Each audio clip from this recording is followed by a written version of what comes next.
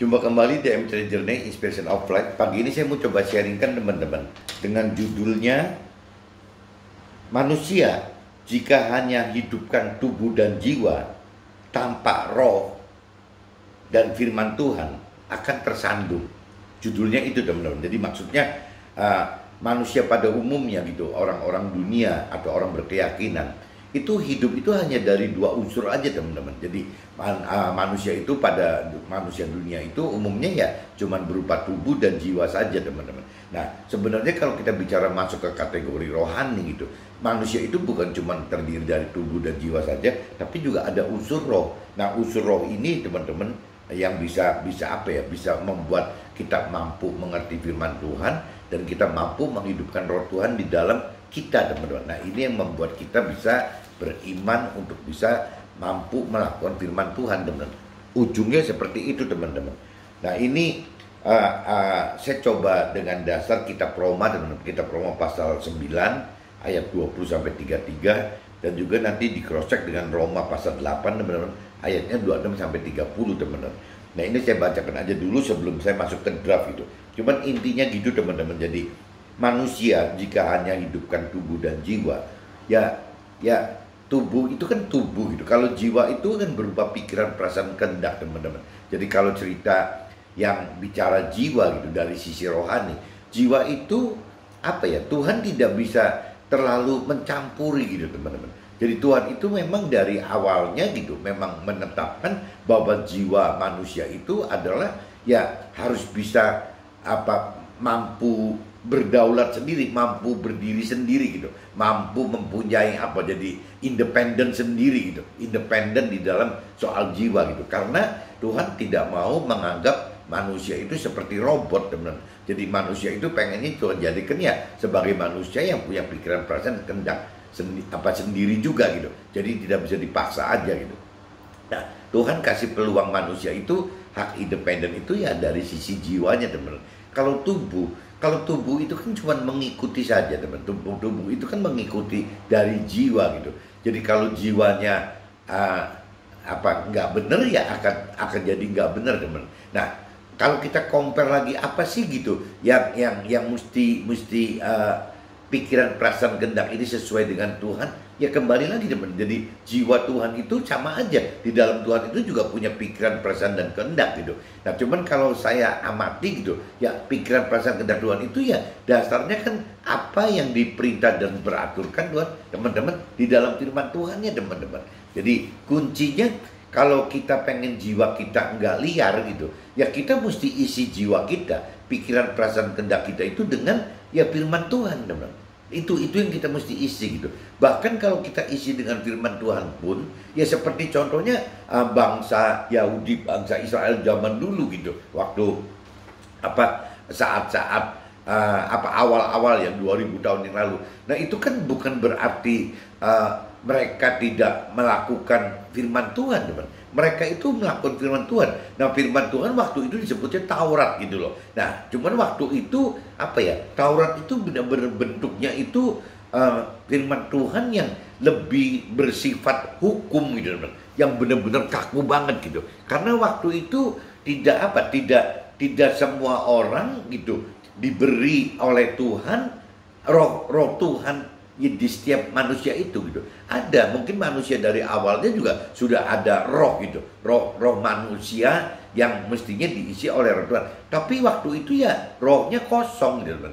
Apa mungkin ada mentor rohani sebagai nyebut ya tidur gitu. Jadi orang-orang zaman itu gitu, zaman bangsa Yahudi waktu itu, ahli Taurat dan kaum Farisi bukan tidak mempunyai roh, tapi rohnya tidur gitu.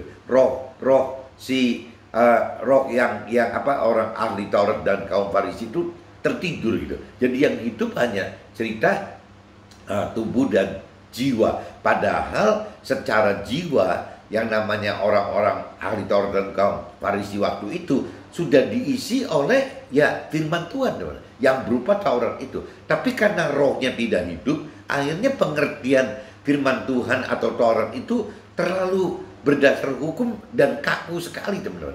Jadi seolah-olah tanpa melibatkan Tuhan gitu ya, orang manusia ahli Taurat dan kaum Farisi itu bisa membuat satu judgment sendiri teman-teman. Atau kalaupun pengen kaitkan dengan Tuhan gitu, ya paling si kaum Farisi itu gitu ya harus minta imam atau ahli Taurat yang menghadap kepada Tuhan. Jadi tidak seperti saat ini teman. Kalau periode kita hidup saat ini itu kan yang namanya Roh Tuhan kan hidup di dalam kita teman.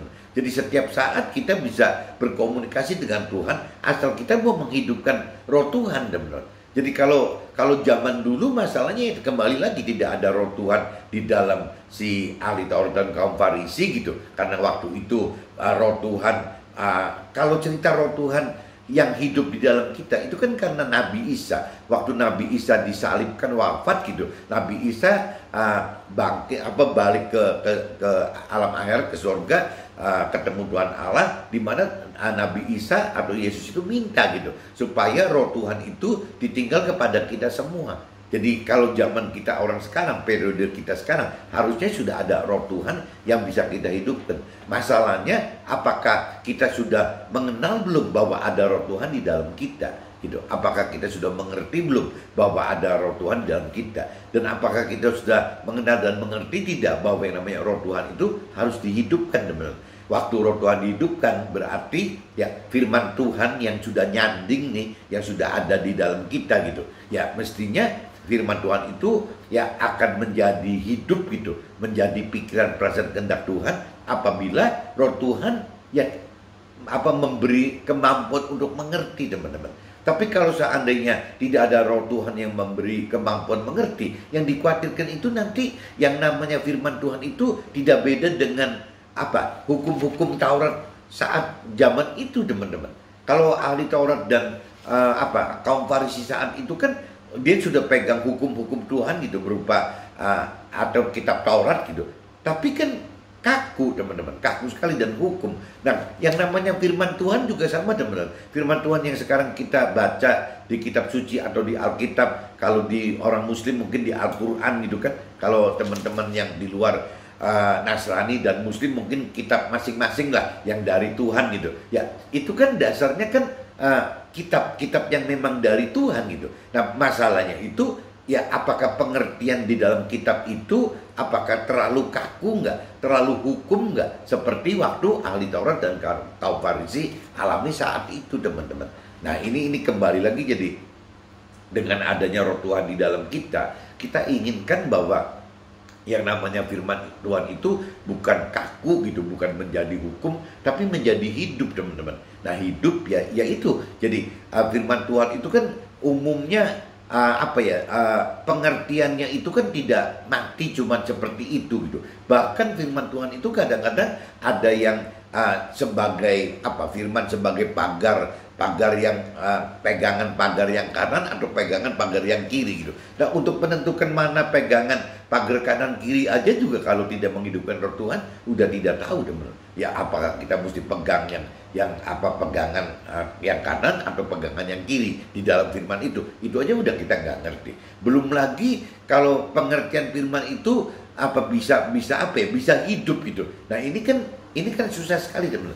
Kalau kita tidak menghidupkan Roh Tuhan gitu, ya susah. Jadi kuncinya gitu, teman-teman. Apabila kita manusia dunia gitu atau orang yang berkeyakinan, kalau cuma memiliki tubuh dan jiwa saja, akhirnya ya hidup itu dengan pikiran, perasaan, kehendak sendiri saja, teman.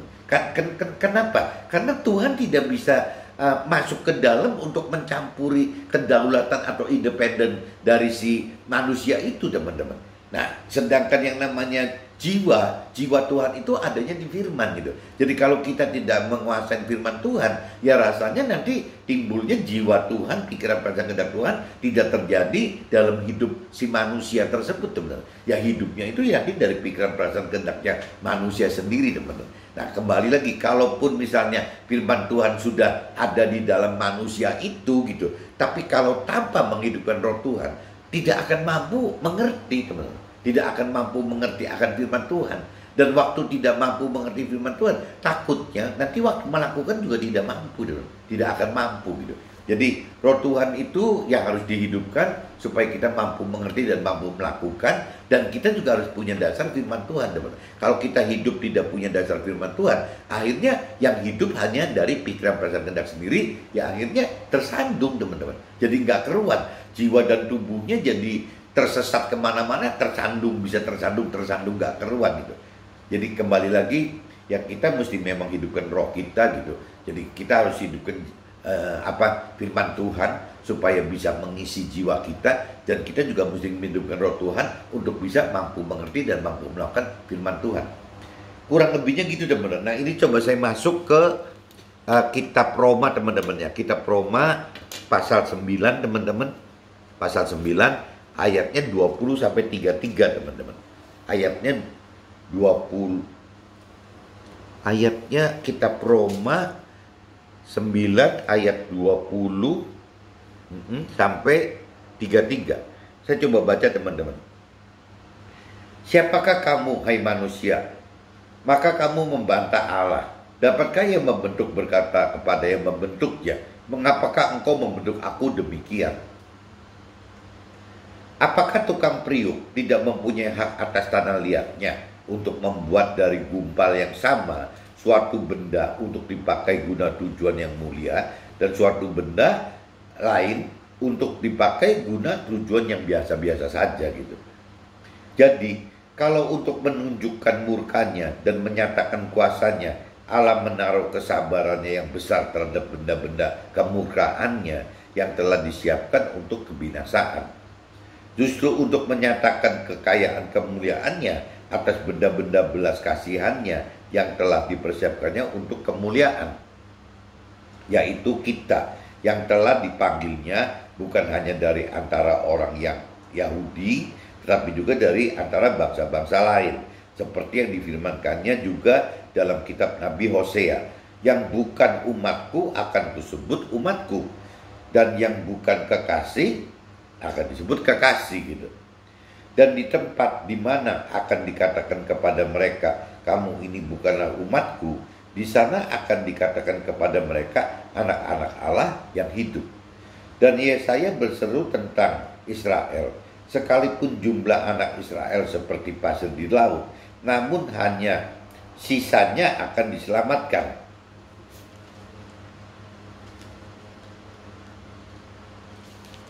Sisanya akan diselamatkan. Nah, ini 27-nya, teman-teman. Nah, ini nyambung ke 28 sampai 33, teman-teman ya. Sebab apa yang telah difirmankannya akan dilakukan Tuhan di atas bumi, sempurna dan segera. Dan seperti yang dikatakan Yesaya sebelumnya, seandainya Tuhan semesta alam tidak meninggalkan pada kita keturunan, kita sudah menjadi seperti Sodom dan sama seperti Gomora. Berarti udah habis, hancur, teman-teman. Jika demikian, apakah hendak kita katakan ini bahwa bangsa-bangsa lain tidak mengejar kebenaran telah beroleh kebenaran, yaitu kebenaran karena iman. Tetapi bahwa Israel sungguh pun mengejar hukum yang akan mendatangkan kebenaran, tidaklah sampai kepada hukum itu.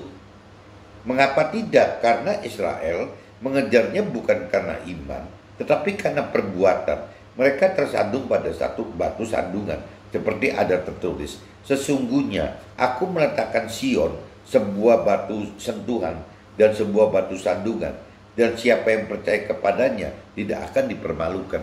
Jadi ini ceritanya seperti itu, teman-teman. Jadi kembali lagi yang namanya apa ya? Kalau kita dunia itu misalnya hanya terdiri dari tubuh dan jiwa saja, yang dikhawatirkan itu akhirnya jiwanya ngelantur gitu ya, berpikir, berperasaan dan berkehendak sendiri seperti manusia inginkan. Berarti pasti seperti dunia, teman. Dan berarti harus diisi oleh firman, teman. Tapi firman, teman, firman ini apabila tidak ada roh Tuhan, itu ada firman Tuhan tapi tidak ada roh Tuhan, nanti yang dikhawatirkan itu tidak mampu mengerti firman Tuhan, tidak mampu melakukan firman Tuhan. Kenapa? Karena tidak lahir iman, teman. Justru kedalaman pengenalan pengertian akan firman Tuhan itu keberanian untuk melakukan firman Tuhan itu yang menimbulkan iman, teman. Nah, iman ini yang membackup, teman. Jadi jangankan bicara iman ada firmannya gitu. Ya, iman tanpa ada firmannya itu lebih baik, teman-teman, daripada cuman bicara menjadikan firman seperti hukum gitu. Nah, tapi yang paling bagus, yang paling benar itu adalah bagaimana firman itu harus dengan iman gitu. Waktu firman dengan iman ya pasti ya akan mencapai apa yang Tuhan rancang dan kehendaki, teman-teman. Jadi intinya gitu, teman-teman. Di kitab Roma pasal 8 ayat 26 sampai 30 itu 33 itu di kitab Roma pasal 9 ayat 20 sampai 33 itu kurang lebih isinya itu, teman. Nah, coba kita sekarang cross check, teman-teman, dengan kitab Roma pasal 8, teman-teman. Kitab Roma pasal 8 ayatnya 26 sampai 30, teman-teman. Ayatnya 26 sampai 30. Nah, ini coba saya bacakan jadi 26, teman-teman. Demikian juga Roh membantu kita dalam kelemahan kita, sebab kita tidak tahu bagaimana sebenarnya harus berdoa gitu. Tetapi Roh sendiri berdoa untuk kita kepada Allah dengan keluh-keluhan yang tidak terucapkan. Dan Allah menyelidiki hati nurani, mengetahui maksud Roh itu, yaitu bahwa Ia sesuai dengan kehendak Allah berdoa untuk orang-orang kudus. Kita tahu sekarang bahwa Allah turut bekerja dalam segala sesuatu untuk mendatangkan kebaikan bagi mereka yang mengasihi Dia, yaitu bagi mereka yang terpanggil sesuai dengan rencana Allah. Nah, ini kalau kita menyimak pasal 28, teman-teman, ya kita tahu sekarang bahwa Allah itu turut bekerja di dalam hidup kita gitu. Ya turut bekerja berarti kan dalam segala sesuatu itu ya bentuk-bentuknya itu, teman-teman. Jadi kembali lagi, kalau kita dasar hidup itu cuman dari tubuh dan jiwa, dari pikiran perasaan sendiri tanpa ada dasar firman Tuhan, berarti kita hidup tidak sesuai dengan pikiran perasaan dan kehendak Tuhan gitu. Jadi mau nggak mau kita harus hidupkan firman Tuhan. Nah, waktu kita hidup dengan ada firman Tuhan, teman, firman Tuhan itu adalah sebagai guidance gitu, dan kebenaran gitu. Firman Tuhan adalah parameter kebenaran gitu. Nah, parameter kebenaran itu apabila dilanggar, maksudnya dengan ayat 28 di sini, teman-teman. Jadi Tuhan itu supaya mengingatkan bahwa kita melanggar dari firman Tuhan itu, yang biasanya menggunakan peristiwa-peristiwa atau kejadian-kejadian atau permasalahan-permasalahan, teman-teman. Lewat peristiwa kejadian permasalahan ini, ya kita diingatkan oleh Tuhan gitu. Ya, nah ini yang dimaksud dengan bahwa Allah turut bekerja dalam segala sesuatu untuk mendatangkan kebaikan bagi mereka yang mengasihi Dia, itu maksudnya seperti itu, teman-teman. Jadi kalau kita tidak punya parameter firman, ya susah gitu. Ya bagaimana kita bisa tahu bahwa ini benar atau salah gitu. Jadi parameter firman itu perlu sekali, teman-teman. Nah, waktu parameter firman itu sudah kita miliki, ya kembali lagi yang namanya Allah turut bekerja itu apabila memang kita menghidupkan Roh Tuhan di dalam kehidupan kita sehari-hari. Sehingga waktu kita menghidup Roh Tuhan sehari-hari di dalam kita, ya otomatis yang namanya Tuhan itu turut bekerja setiap saat gitu bersama dengan kita. Nah, untuk mengingatkan ya dengan dasar-dasar parameter firman itu, teman. Yang melanggar firman Tuhan ya berarti itu yang jangan gitu loh. Yang sesuai dengan firman Tuhan ya teruskan gitu, meskipun kita ngadepin banyak peristiwa, banyak kejadian, banyak masalah gitu. Ya tapi kita harus teruskan. Jadi parameternya kembali lagi, teman-teman, harus ada firman, teman. Kalau tanpa ada firman, ada Roh Tuhan juga tidak bisa match gitu. Jadi harus ada firman, harus bisa dihidupkan gitu. Nah, sehingga firman itu adalah pikiran perasaan kehendak Tuhan, dan juga harus ada Roh Tuhan, teman, untuk dapat mengerti firman itu dan juga untuk mampu melakukan firman itu. Karena ya kembali lagi, karena kalau sudah ada kedalaman pengertian firman dan juga sudah berani melakukan firman Tuhan, biasanya iman kita maju, meningkat, teman, berkembang gitu.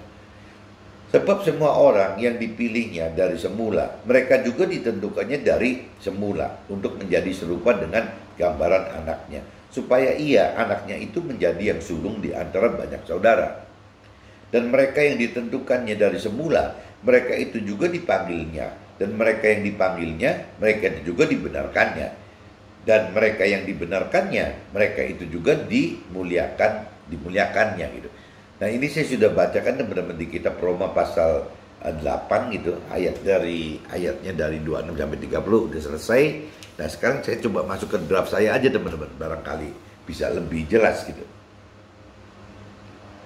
Pada dasarnya, firman Tuhan ajarkan bahwa manusia terdiri dari tubuh dan jiwa serta roh. Itu harusnya seperti itu teman-teman. Tapi pada umumnya manusia duniawi itu hanya kenal tubuh dan jiwa saja gitu.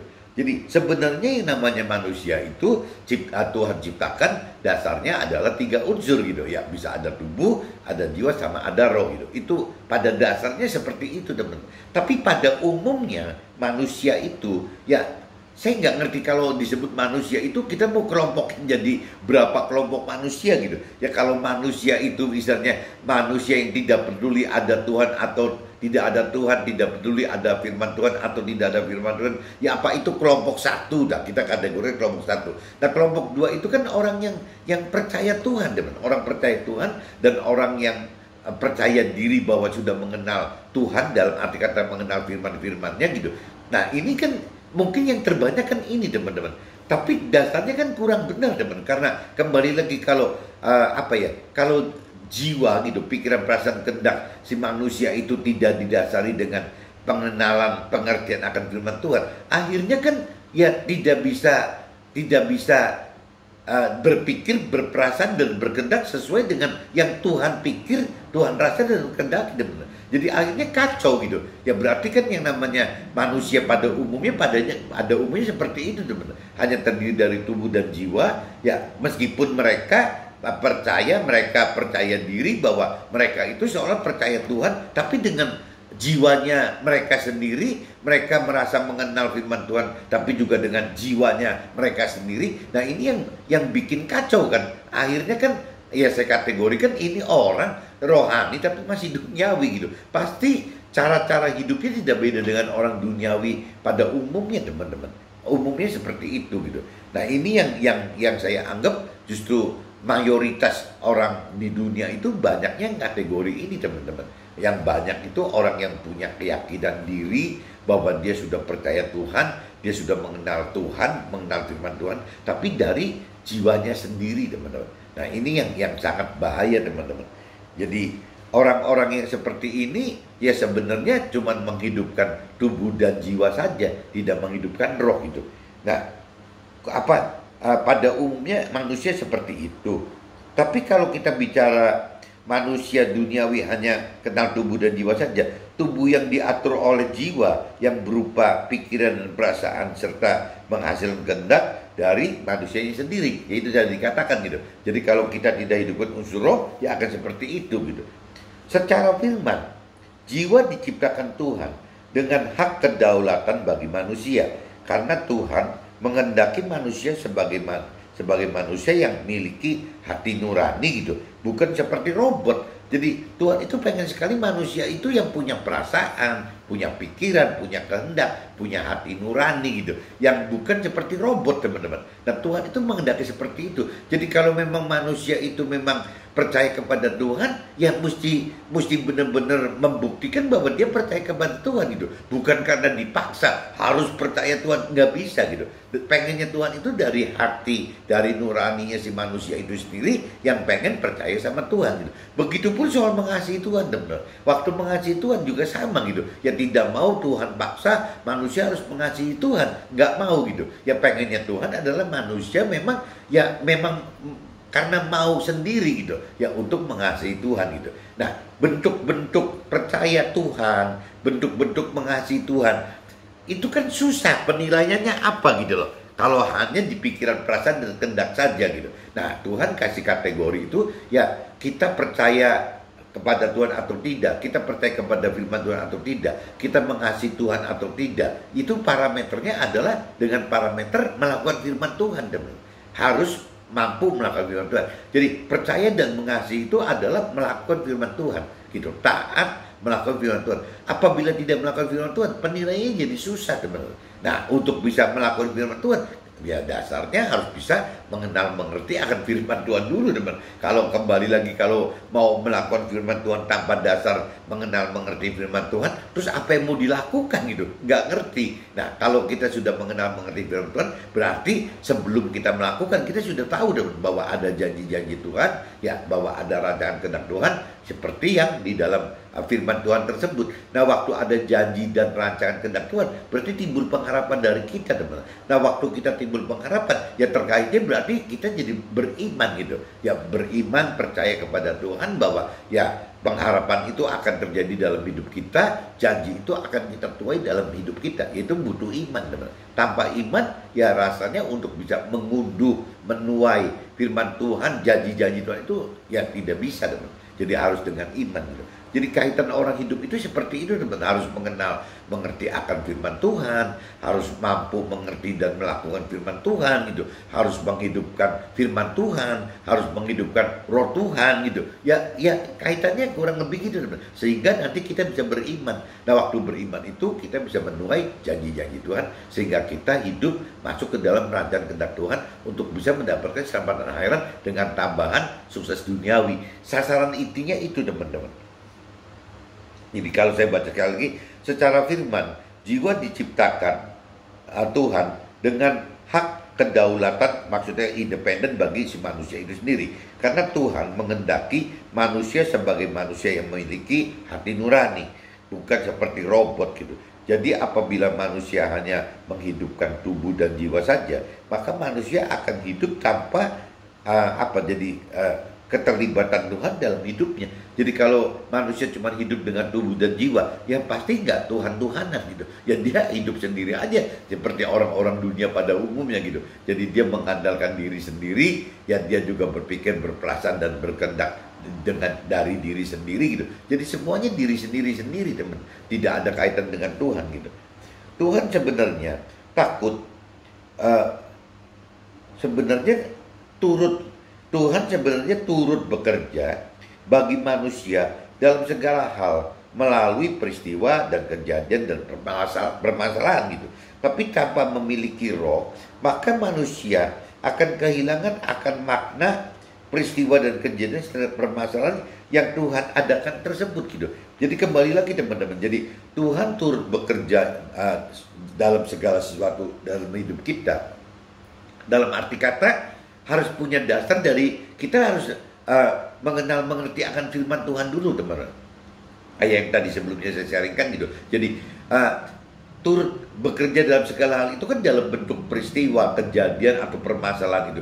Nah, kalau hal-hal seperti ini yang namanya peristiwa, kejadian, permasalahan itu tidak punya parameter firman, teman-teman, kita tidak mengenal mengerti akan firman Tuhan. Terus peristiwa, kejadian dan permasalahan ini tidak bisa di cross check dengan firman Tuhan, teman-teman. Ya, di cross check dengan apa gitu? Pasti di cross checknya dengan pikiran, perasaan, kehendak si manusia itu sendiri. Nah, sedangkan pikiran, perasaan, kehendak manusia itu sendiri tidak menjamin akan kebenaran, kan, teman-teman? Kebenaran firman Tuhan gitu. Jadi mau nggak mau, teman-teman, kalau kita bisa sebut bahwa Tuhan itu turut bekerja dalam segala hal dalam hidup kita, ya kuncinya selain itu kita hidupkan gitu. Ya, bagaimana cara menghidupkan supaya Tuhan bisa turut bekerja gitu dalam segala hal itu, ya mau nggak mau harus ada roh Tuhan yang dihidupkan dalam diri kita, teman-teman, di dalam roh kita. Roh Tuhan itu harus dihidupkan di dalam roh kita. Nah, waktu roh Tuhan hidup di dalam roh kita, kembali lagi, kalau sudah ada roh Tuhan tanpa ada firman, terus bagaimana gitu? Bagaimana roh Tuhan bisa menunjukkan ke kita bahwa ini benar atau itu ini salah, itu salah gitu? Caranya bagaimana gitu? Nah, parameternya kembali lagi, kita harus menguasai firman Tuhan juga, teman-teman. Harus mengenal dan mengerti firman Tuhan juga. Karena firman Tuhan adalah parameter kebenaran gitu. Kebenaran, hukum-hukum Tuhan ada di situ. Jadi kalau kita tidak memiliki pengenalan, pengertian akan firman Tuhan, akhirnya ya kita tidak memiliki kebenaran yang dari pikiran, perasaan, kehendak Tuhan. Yang kita miliki adalah pikiran, perasaan, kehendak sendiri si manusia itu yang bukan kebenaran, kan? Bukan bicara soal kebenaran hidup gitu. Kalau kebenaran hidup adanya di firman, teman-teman. Ya bagaimana kita pengen hidup benar, ya kita harus hidup sesuai dengan apa yang firman perintah peraturkan. Jadi kuncinya balik lagi teman-teman.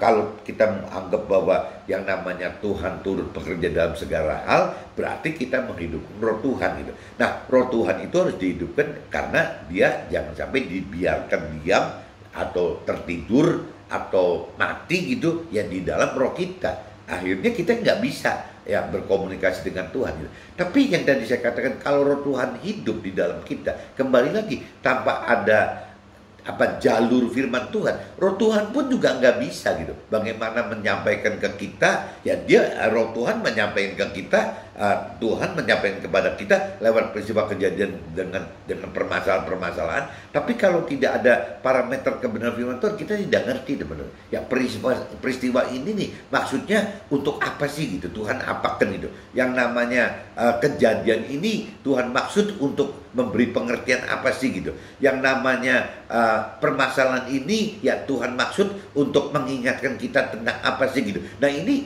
ya untuk hal-hal seperti ini itu harus bisa mengenal mengerti akan firman Tuhan teman. Tidak bisa tidak gitu. Kita harus mengenal mengerti akan firman Tuhan sehingga kita bisa ngerti bahwa peristiwa ini maksudnya ini loh, terkait dengan firman yang ini loh. Kejadian ini terkait dengan firman yang itu loh gitu.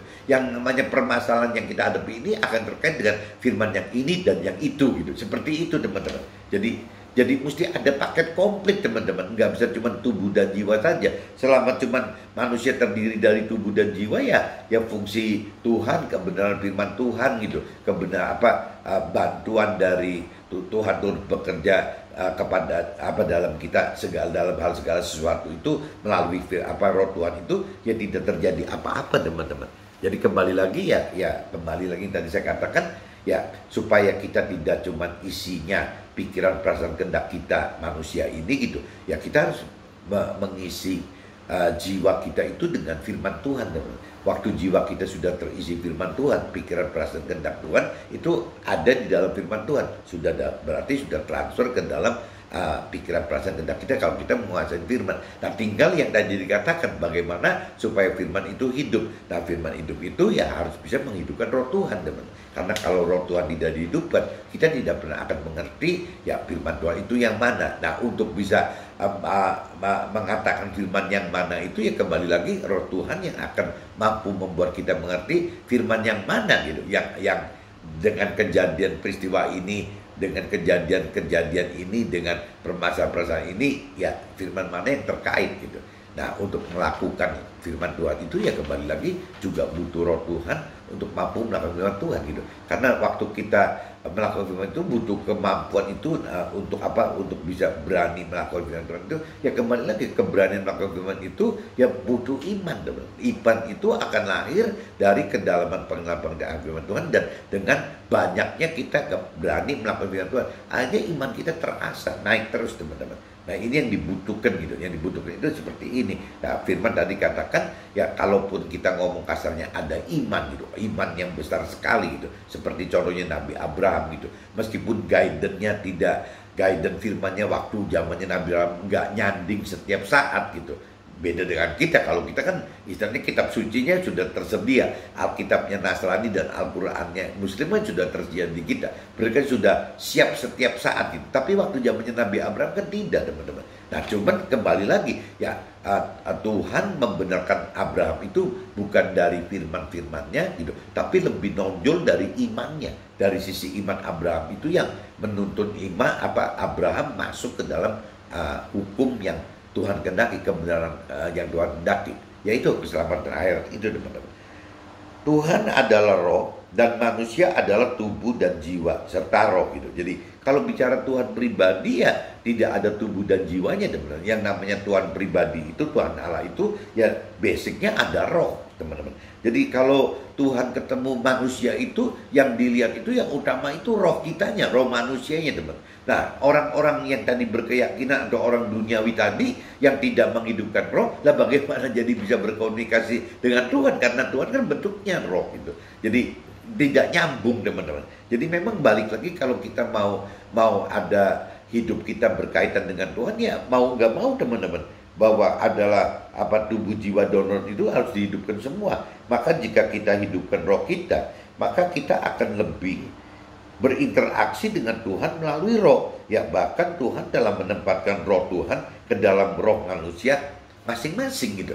Jadi kembali lagi teman, karena Tuhan itu roh gitu. Ya, apabila kita tidak menghidupkan roh di dalam kita, ya tidak bisa berinteraksi dengan Tuhan teman. Sulit sekali. Makanya manusia itu kadang-kadang menganggap berkeyakinan bahwa percaya Tuhan, ya bahwa yang namanya mengenal firman Tuhan. Tapi ya cuman begitu-begitu aja, dari keyakinan aja teman. Kenapa? Karena tidak ada interaksi kehidupan yang nyata bersama Tuhan gitu, dalam keseharian hidup di dunia ini gitu. Nah, sedangkan kalau kita yang menghidupkan roh Tuhan, kita akan berasa bahwa setiap saat itu kita bisa berinteraksi dengan Tuhan gitu. Lewat mana? Lewat roh Tuhan. Nah, roh Tuhan itu yang dikatakan gitu, turut bekerja dalam segala sesuatu selama kita menguasai firman Tuhan. Kita mengenal dan mengerti firman Tuhan, teman. Jadi kalau yang tadi saya ulang lagi gitu, kalau kita tidak mengenal mengerti firman Tuhan, roh Tuhan hidup, itu juga jadi susah gitu. Bagaimana roh Tuhan bisa menunjukkan kita yang benar yang salah gitu. Nah, sebaliknya sama, teman. Apabila kita menguasai firman Tuhan tanpa menghidupkan roh Tuhan, nanti tidak jauh dengan orang-orang ahli Taurat dan kaum Farisi yang bicara cuma teori firman aja, yang dibahas itu bolak-balik ya teori firman gitu. Padahal maksud Tuhan adanya firman itu kan bukan dibahas untuk teori firmannya, tapi dibahas untuk ya bagaimana kita bisa maksimal gitu melakukan firman yang Tuhan tugaskan kepada kita masing-masing itu, teman-teman. Agar manusia dapat hidup sesuai dengan rancangan dan kehendak Tuhan untuk mendapatkan keselamatan akhirat, maka Tuhan memberikan firman sebagai tuntunan jiwa manusia agar masuk dalam rancangan dan kehendak Tuhan. Nah, ini tadi sudah pertegas bahwa ya agar manusia dapat hidup sesuai dengan rancangan kehendak Tuhan, ya untuk dapat keselamatan akhirat, maka Tuhan memberikan firman-Nya gitu. Ya, firman gitu. Jadi kembali lagi, kalau tanpa ada firman tidak mungkin, teman-teman. Tidak mungkin orang bisa mengerti ya apa sih gitu, ya perintah peraturan Tuhan, apa sih janji Tuhan, apa sih rancangan kehendak Tuhan gitu. Tanpa dasar firman tidak mungkin bisa tahu, teman-teman. Jadi kembali lagi, firman itu perlu sekali, teman-teman. Tapi kalau firman itu tidak sepadan dengan menghidupkan roh Tuhan, firman itu juga akhirnya jadi teori, teman-teman. Ya ini yang repot gitu. Banyak orang yang cuman bicara mengenal firman itu dari teori-teori firman saja gitu. Jadi dari tahun ke tahun itu hanya membahas teori saja. Ya cuman menurut si A, menurut si B, menurut firman, menurut tokoh ini, tokoh di dalam kitab suci itu gitu. Jadi cuman bicara itu saja gitu. Tidak bicara bahwa firman itu kan mestinya kan hidup di dalam kita gitu. Kita itu kan mesti mengalami firman, teman. Kalau kita tidak mengalami firman, ya berarti berarti roh Tuhan tidak hidup di dalam kita. Ya, yang pengen Tuhan inginkan itu adalah bagaimana supaya kita mengalami firman gitu. Nah, untuk bisa mengalami firman, ya kita harus bisa melakukan firman Tuhan, teman. Untuk bisa melakukan firman, balik lagi harus mengenal dan mengerti firman Tuhan. Untuk bisa mengerti firman Tuhan dan melakukan firman Tuhan, butuh ada roh Tuhan yang hidupkan. Jadi muter-muter ya seperti itu, teman-teman. Nah, setelah kita bisa terkait semua, nanti ya itu ya melalui peristiwa kejadian dan permasalahan itu, ya Tuhan hidup di dalam kita. Tuhan turut bekerja di dalam kehidupan kita, itu ya seperti itu maksudnya, teman-teman.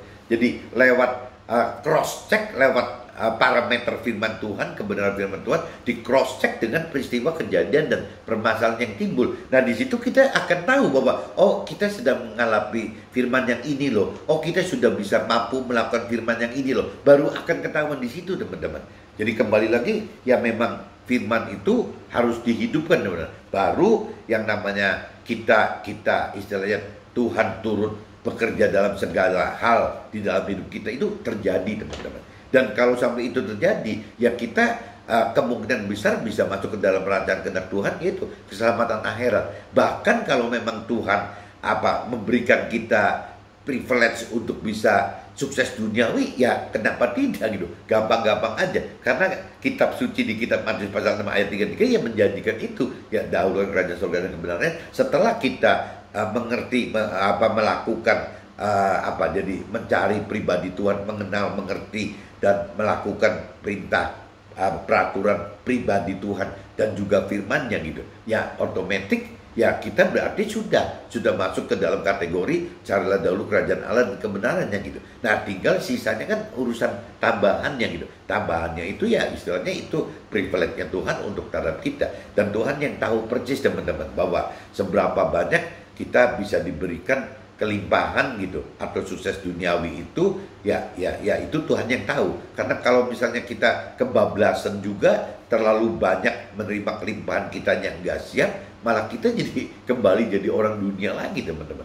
Nah itu kan yang Tuhan nggak mau gitu. Jadi ya cuman kalau menurut saya yang saya pernah sharingkan juga yang namanya apa ya, yang namanya kelimpahan di dalam Tuhan itu gitu. Yang dalam pengertian saya itu ya kelimpahan dalam Tuhan itu adalah ya kecukupan teman-teman. Kecukupan. Kenapa kecukupan? Karena kita sudah tidak bisa memanfaatkan apa ya, memanfaatkan perbuatan-perbuatan yang di luar Tuhan inginkan gitu. Kita udah nggak bisa teman.